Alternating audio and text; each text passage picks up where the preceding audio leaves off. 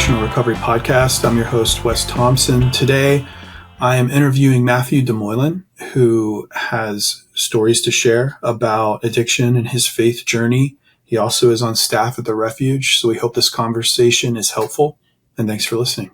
Matthew Demoulin, how are you doing today? Doing well. It's been a little bit of a crazy day, but ultimately okay. How you doing? I'm doing well. Thanks for hanging out on here. I'm excited to talk to you. I'm excited for people to listen. Tell us a little bit about yourself. Yeah, so my name is Matthew Demoulin. I'm the residential director at the Refuge. Been in this position almost a year now. I didn't really, looking at June, I started I think June 23rd or something like that last year. Been on staff at the Refuge since 2023. Proud alumni of the Refuge. I entered back in 2017, and since then, my life has been a journey that I never would have guessed. Well, thank you. What's some of the things that you're residential director? What does that include? What do you typically find yourself doing? Mostly just being Zach and Tom's boss. Just overseeing both Columbus and Lancaster. Overseeing Zach and Tom, and making sure they're fulfilling their commitments and responsibilities to the Refuge, and then it works down to the coordinators and to the men. And so ultimately, just reviewing residential as a whole. Where's the culture at? Are we representing our culture? What are the rules? Do the rules need to be changed? Do they need to be updated? What do the men need? And so just a constant review and strategizing of where residential is, where they're going, and where do we hope to go. Awesome. So obviously we're in the addiction recovery space, particularly when it comes to substance use. When you hear the word addiction, what comes to mind for you? Yeah. I have the unique perspective of sitting on, or have seated and sitting on both sides of the table. One, sitting in the seat of the addict for roughly 8 years, continuously every single day.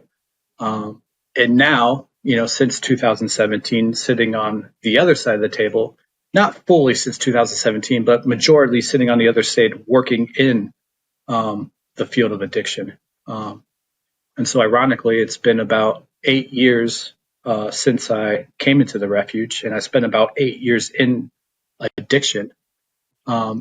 And I found myself every year since the Refuge, I get a greater understanding, almost like a bird's eye view of addiction in itself, but also just like an objective stance of like my own addiction in my own life. And over these past years, I feel like addiction is this dichotomy. And by addiction, I mean becoming the addict and then unbecoming the addict. Like I group that together in addiction when I say that addiction's a dichotomy. And what I mean by that is like I really believe is great as the destruction of your life through addiction, it's equal to as great as the transformation could be. And so, if you destroyed your life, the destruction of addiction in your life was destruction to the 9th degree. That is equal to the potential of transformation to the 9th degree. I think there's a congruence of however bad it was, it can be as equally good and transformative on the other end. And so when I came into the Refuge, like I literally came in with nothing. Like I was evicted out of my apartment, and it wasn't like nothing came with me. And so I lost all of my possessions minus, some clothes that I threw in a bag. I lost my car. I came in the Refuge with I still remember I had negative $43 in my account. And so I literally had nothing, and now in the 8 years of the other side, it's just like I've gained all of that back and so much more. So as bad as it was for me, it has been equally as sweet on the other end, and I've been incredibly blessed. And so I say all that to say, when I think about addiction, I think about that dichotomy. Okay, like what are the things that pop into mind about addiction, and what are the things that pop into my mind on the other side in the recovery or unbecoming. So like the first thing that pops in my mind about addiction is it's just sad. There's a lot of sadness because, when I think about my own life, like there's a devaluation of human life or yourself. And so you devalue yourself. And so when I think about myself, man, it's just like every decision I made for 8 years was a decision that was progressively towards death in some form, literally, figuratively. And so it's just sad. It's just sad of what addiction causes someone to do. And it's just like I said, you just devalue yourself, you devalue your life. I think obviously there's pain when I think about addiction too. Whether we were the cause, but a lot of the times it's the pain that comes from somebody else. We know trauma. Childhood trauma is a huge indicator of potential risk for substance use later in life. And so there's a lot of pain, I think, that leads into addiction.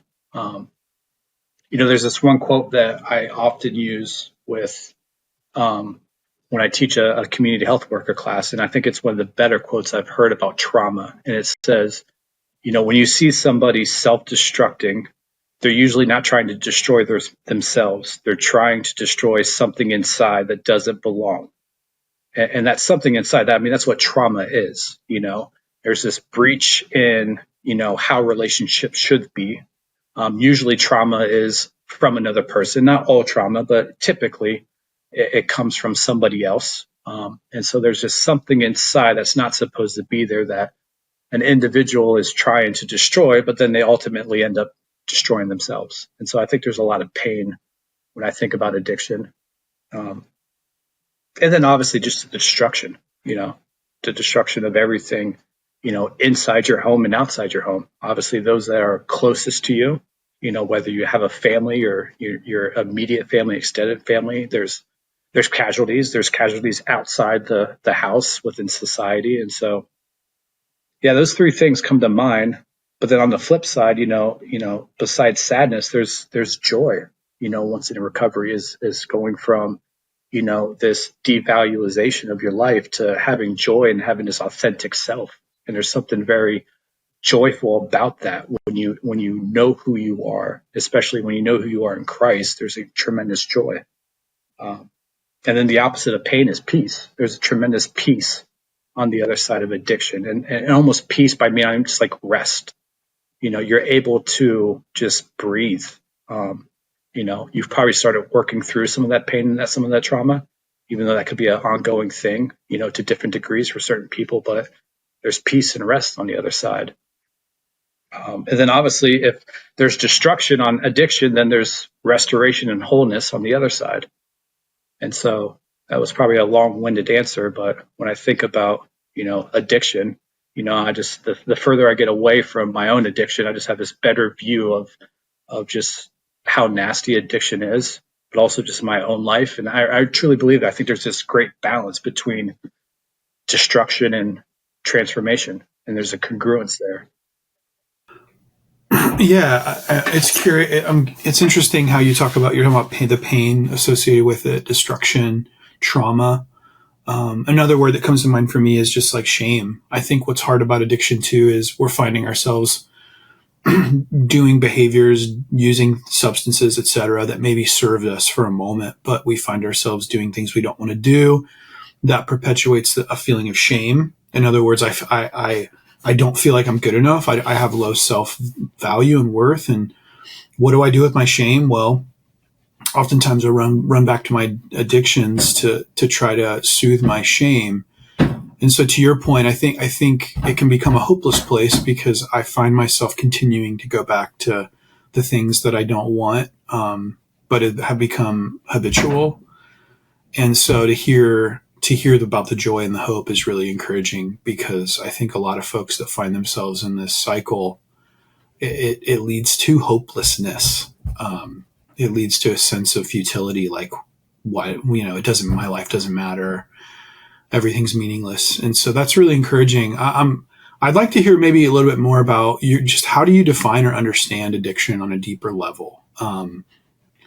How do you think addiction takes shape in people's lives, and maybe even how it took shape in your life? Yeah. I mean, just thinking about the definition, I would, today, not so much in the past, but today I would, categorize it as a disease. Um, I didn't think that for a while. Ironically, I don't think addiction was categorized as a disease until like the late 1980s officially. But even after that category, like it still wasn't like talked about in public. It was still very much, there was still a lot of stigma, societal stigma, and there still is, especially in the 90s and early 2000s, where it was very much like it's a choice. Like you did this to yourself. Just stop using. You can stop using. Um, but I remember, I don't know if it was right before the 2010s or right into the 2010s where you started hearing this marketing campaign about addiction as a disease, and we need to start treating it like a disease, and especially try to reduce some of the stigma. Just for example, like if somebody gets heart disease diagnosis and it's because of their poor eating, like we don't stigmatize those people. Um, but I remember hearing that in addiction. So me in active addiction, hearing that and being like, that's BS. Like, I don't like that it's called the disease because I interpreted that as an excuse. Like, that's just going to give everyone an excuse to be like, oh, it's not me, it's my disease. There's nothing I can do about it. And so I thought it was going to become a crutch that people were going to use. And I carried that thought process all the way into the refuge. And, it wasn't until after the refuge when I was working in Franklin County Public Health that I actually started just studying the nature of disease. And really, disease is just there's a physiological change in the body. I mean, that's essentially the simple definition of a disease. And what we know about addiction is there is a physiological change that occurs in the brain. Yeah, it becomes disordered in some way. Yeah. And so it's just like there's a reason why, maybe I wouldn't rob a gas station, but Matthew, as the addict, thought robbing a gas station was a good idea, And so there's like these choices that you make in the area of the disease that is compromised in the brain, or I'm sorry, the area in the brain that's compromised by the disease is that frontal part that all has to do with logical and rational reasoning. And so yeah, just when I think about the story of or the definition of addiction, like it's very much a disease, and it's a very unique disease. It's funny that you just brought up Ecclesiastes, talking about futileness and or futility, and there's no meaning. There's a verse in chapter 4 of Ecclesiastes that essentially says, and I think it's a great description of addiction, and it says, "The fool folds his hands and eats his own flesh." And it's just like that is like a reference to just self absorption and self consumption, and nothing else matters but the self and the desire and the needs. And it's just like that's a beautiful depiction, not beautiful, but a great description of what addiction is, because that's essentially like it's a disease where it's just like you are actively involved in the annihilation of yourself while telling yourself that it's okay and it's fine. And this idea of like you're eating your own flesh, you don't even realizing it. Yeah, that's a really stark picture for sure. Yeah. Yeah. And so for my own life, when my story is a little different, like I didn't grow up, in a household with drugs. I didn't grow up really abusing drugs. I went through high school and into college, not really doing anything greater or less than the average, kid, and so for me, it didn't really take off until my mid 20s.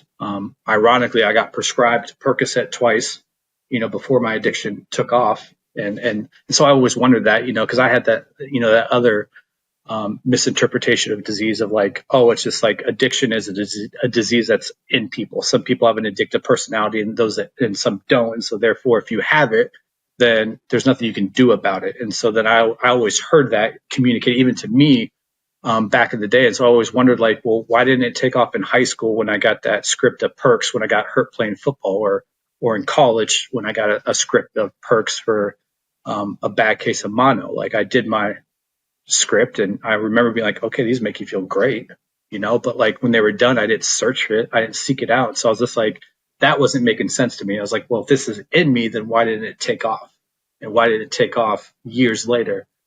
And for me, it was just, I was happy and content with who I was at that point in my life.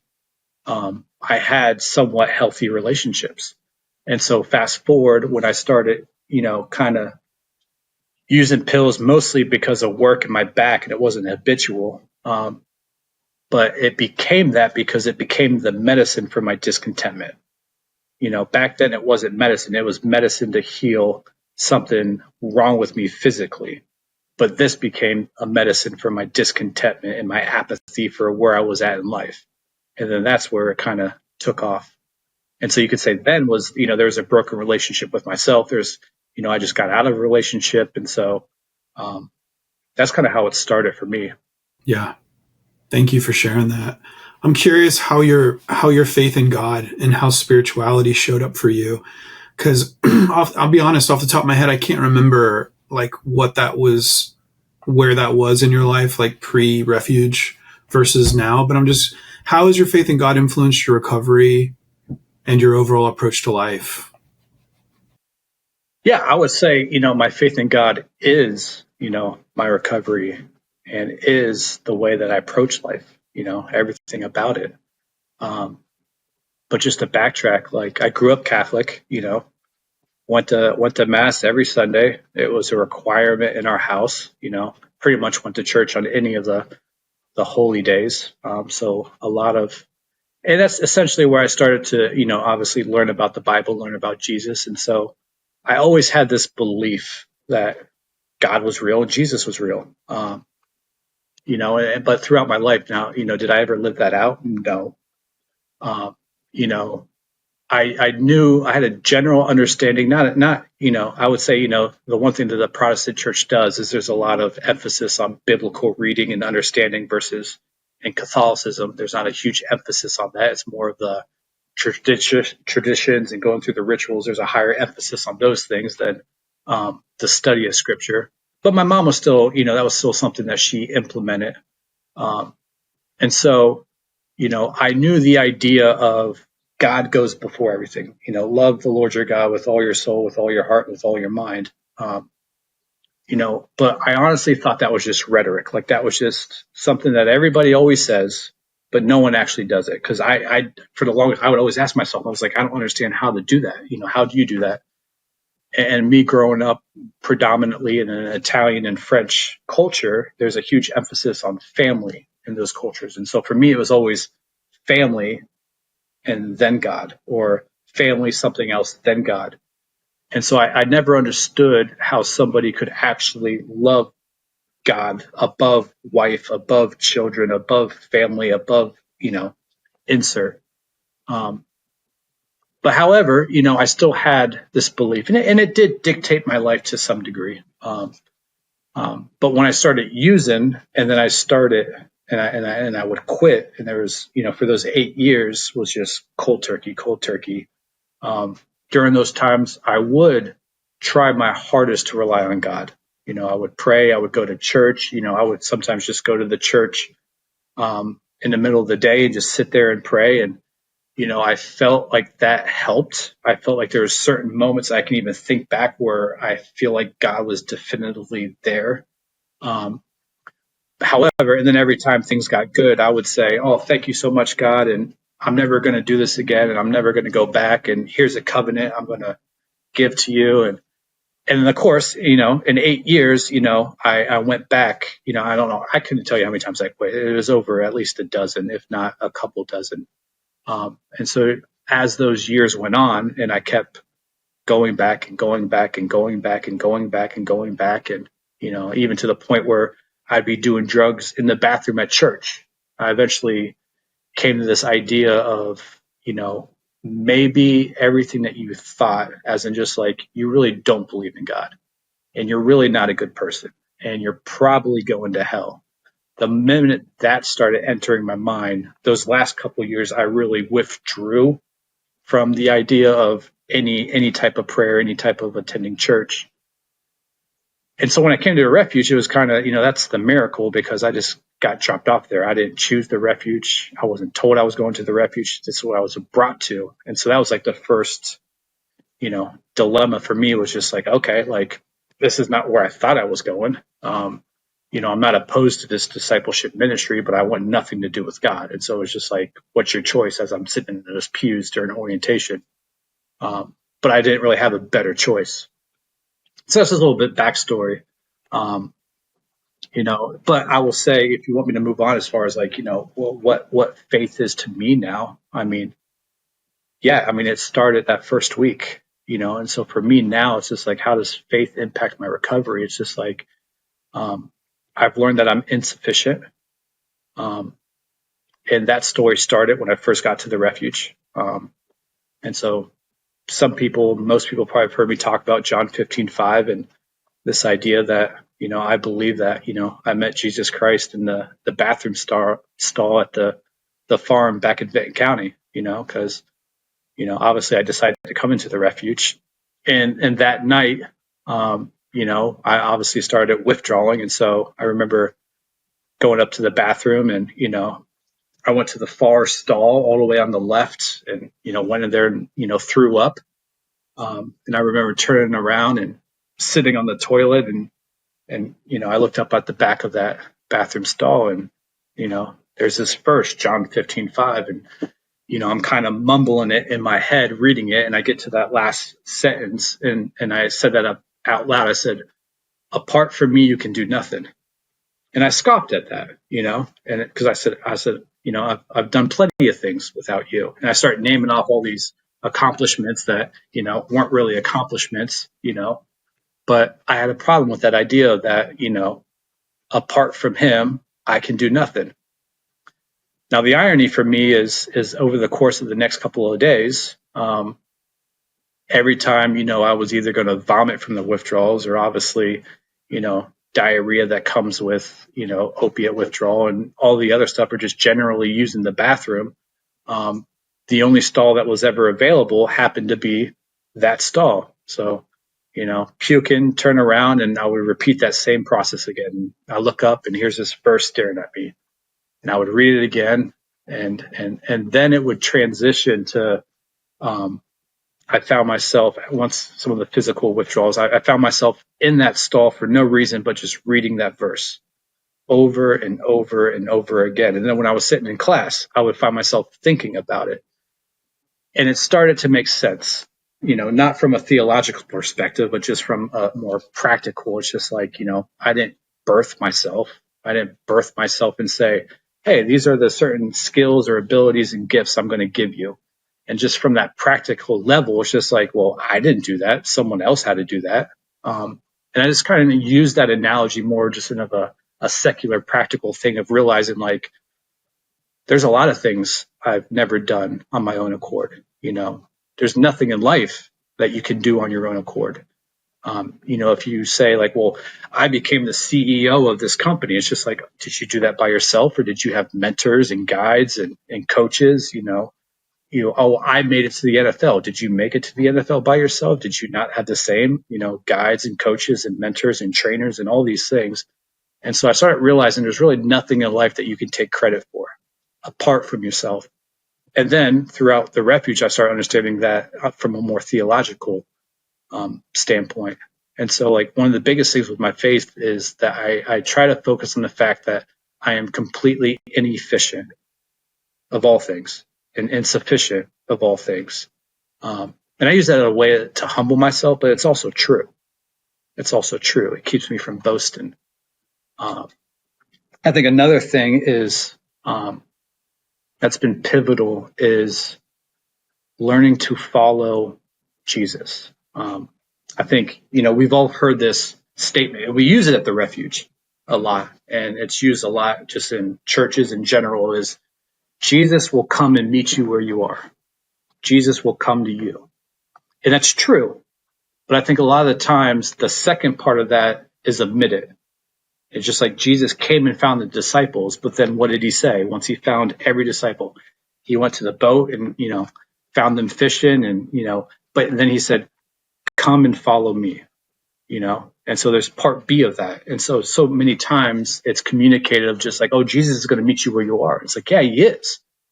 But then you better start walking when he walks away, because if you don't do anything and you don't go follow him, then what's the point of Jesus meeting you wherever you are? There's nothing That's really lasting good. about that. And now, obviously, I didn't understand any of that through the refuge until later on, but I realized I was there to make a difference in my life, and I wanted to be different, and I wanted change. And so for me in the refuge was just like, I'm going to do the things I don't want to do, as far as like, I'm going to just say yes and just see where this goes. And they wanted me to be a house leader early on in first phase. And I remember telling them, I'm not doing it, like find someone else that's more holy to be the house leader and talk to these guys about God. That's not me. You don't want me, but I had to sit there and be like, so, I chose to do it. I didn't want to be a coordinator. I chose to do it. And I've kind of modeled that all through, even initially when Austin asked me to come back to the refuge, and I said, no, I don't want to do it. And so I've learned through my faith over the years that if you feel like you're being called, I don't want to say feel, if you are being called and Jesus is meeting you wherever you're at, and even for the guys in the refuge, I believe that all guys are brought to the refuge and they have some type of encounter. Like, are you going to follow Christ, or are you just going to say, well, Jesus met me at the refuge? Well, great. Now you got to start following them and doing the hard things, which comes to my third point is suffering, addiction is suffering, and so I've learned to suffer. And we're called to suffer, the Bible is that, to walk in Christ and to follow Christ is to walk in his footsteps, if Christ suffered, we're going to suffer. But the difference is like now I get to suffer for something versus I was suffering because of something. I was causing suffering because of my addiction. I was suffering because of it, but now I'm actively choosing to suffer for something. But that suffering, apart from addiction, is life giving. It's life building. It's sanctification. It's not just suffering for, like you said, futility. There's a reward for it. It's amazing how often through suffering and through pain, we learn a lot if we're willing to pay attention. And some of those deep insights that you've learned and had come from that. And so anyone who's struggling right now, and that's a good word even for me, is just to try to notice what the learning is in the challenge that you're facing. Because as much as I don't want pain and suffering, when things are going really good, it's so easy for me. I'll just speak for myself. It's so easy to get lax and kind of laissez-faire and like going through the motions of life, where when you're going through something hard, you're like awake and you're aware. And it's often when we learn the most valuable lessons. So speaking of recovery, right? Like recovery is really hard. It's really painful. It's challenging, everything we're talking about. I'm curious, I'm really curious about your worldview. Like, what does true recovery from addiction look like? In other words, is it simply about sobriety, like just being sober, or does it include something more? Yeah, it definitely includes something more. But real quick, I was going to make a comment to something that you said with like, yeah, suffering is hard, but a lot of the times, we don't choose the suffering that happens. It just happens, and we have to just deal with it. But then I think there's another piece to it to where you have to choose it, as far as just like that challenge, like you're being asked to do something, and in doing it is going to require a sacrifice. And so many times, especially in my past before the refuge, I would avoid that challenge because I didn't want to go through the sacrifice or the suffering of that. And so, yeah, sometimes life is life, right? We can't control what things happen, and we just have to work through things. But then sometimes we have to choose the suffering through the challenge, which kind of leads me into my to answer your question. Um, yeah, it's more. I used to think sobriety was change. Just getting off drugs was the change, and then everything else was just going to align. I think that's what kept me in addiction for so long. Because the first couple of times I quit cold turkey, I got some, 6 months, 7 months of sobriety. And then obviously I relapsed, and I was like, okay, this is what happened, avoid that next time, you know? And so in my mind, what the lie that I told myself was that you did it because you did get off of drugs and you maintained it for X amount of time, um, and then, the relapse happened again. And this time, it was a relatively the same amount of time, 6, 7 months, but then I did something different. I was like, okay, well, now don't do A and now don't do B. But in my mind, I still did it. But then as you factor that down after 8 or 9 years, I realized that there was more to the equation than just that. And that I've been lying to myself the whole time. And so like sobriety, it's not, because quitting drugs is a piece of the change, but it's not the change in itself. And one of my favorite things to say, and I say this to a lot of guys that phase up, is if you don't change, your life doesn't change. And unfortunately, getting off of drugs isn't change. And this might be a little harsh, but I'll say like getting off of drugs is get you to the starting line to then do the real change. It gives you the opportunity and the clarity to actually do the hard stuff. And I completely believe that, because that was me. I quit the drugs, but nothing internally changed. And I could maintain for so long, but eventually I just got back on the wheel. Oh, I never really got off the wheel. It's just the wheel stopped spinning for a while. And then it would start spinning again and it would stop spinning. But I never got off the wheel. And so it just kept repeating itself over an 8 to 9 year period till I eventually had to say, like, oh, it's probably me, you know? That's really good. So yeah, it's so much more than sobriety. Like you have to change from the inside out, because if you don't, and that's what we believe, at the Refuge is this idea of broken relationships. Like even in my own story, I got exposed to the drug that I ended up falling in love with, and that almost ruined my life. But I also got exposed to that drug twice, but it didn't affect me because I was still relatively happy and I had healthy relationships with myself, with other people, somewhat with God, even though we can, that's a whole nother segment, versus fast forwarding to where all that was opposite. Yeah. That's really helpful.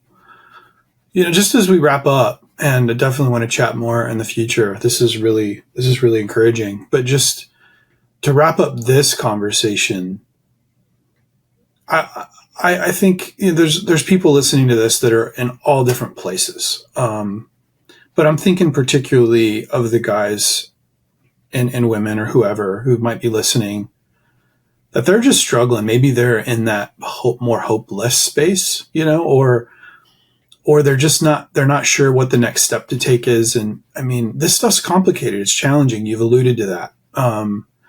What message of encouragement or challenge would you want to share with someone who's currently battling or feeling defeated about this right now? Yeah, that's a good question. I think it would be somewhat similar to just my previous answer, and I think that's just a good mantra of like when you're stuck in that spot, like if you don't change, your life is not going to change. And it's just because like change is one of the hardest things to do. I think it's the hardest practice to perform. And there's nothing easy about not becoming, or I'm sorry, there's nothing easy about unbecoming an addict.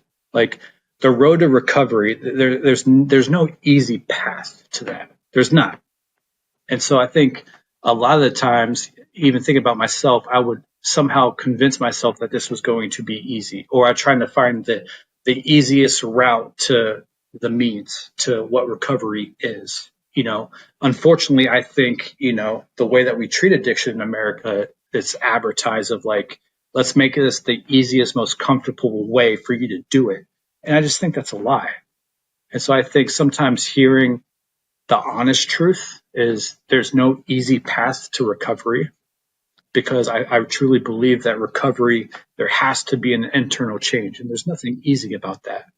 And so if you think that just stopping drugs and doing something for a few weeks is going to solve, years or decades of usage, or, decades of trauma on top of decades of usage, like, it's going to be a road, but it's a possible road. And so, I was always looking for the easiest route in all things in life, in a sense. It's just like, okay, like I want to get from A to B. And so like I was never afraid of hard work, but it's like, okay, how do I get to the easiest route?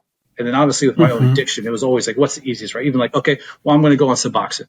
That's easier than just, quitting cold turkey. At least now I have a helping friend, in a say. But then it's just like, I was doing that and I was still miserable. And so I was just like, okay. And so it's like, I've learned, and the Refuge has taught me this, is like, from A to B is always achievable. The in-between part is just hard work. And so if it sounds too good to be true, if someone's trying to sell you something, then it's probably good to be true. That's what I've learned, is it's like everything's possible. A to B is possible if you just put in hard work. And then secondly, it's just like you need community. You need support. Because if addiction is super hard and there's no easy path to recovery and it's going to require a lot of effort, then you need people there.